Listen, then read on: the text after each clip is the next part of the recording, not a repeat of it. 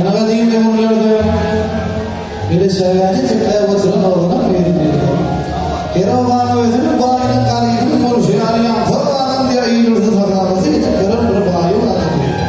Yaptı bayağı bunların kurulu. Kelime suyla şehre ısına çıkıp öğrenmem zihnaları. Oğuzun zihna o tırka buydan su çekip var ya kurkudur neyde görmüştü. Teyze kumunu kanan kan. Allah sahaların bilgi oğudun. Biz o bağlıydım kayadır başvara mıydım kan. Yaptığımız sonra miler olsa diyor Halifazan. Bugün görsem ekatlarına mağdur olasının iyiydi ya. İnim adı Gülzar'mış. Gülzar kumudun mutlu kurma koyduktu. Oğudu ömrü kıyı geçirme olmuştu ya. Ayağı. Men bunu yani görmezdim. Kanimşan tıkırlanıp görsün diye keylesine var tıkırlanıp. Alim bir oğlu vardı. Onun adı Barzan. Barzan yani o kıyasından sağlatıktı diye. Ayağı men bunu öldürmezdim. Oğlan adamlar köpü gibi ağırlarlar. Baybır boy meydanladığım kurulu derler.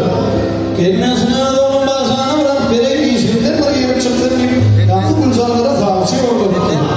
Ah iyiliğine desem ömür bağlayanlar da ışlıyor bağlayan savcı öyle yok deyip oluyor. İngilizcesine adıyım onu bayağı 40 kişi bilmeyenler toy etti diye. 40. gecede Gülzar var sıvır yardım yanına deyip karışıyor.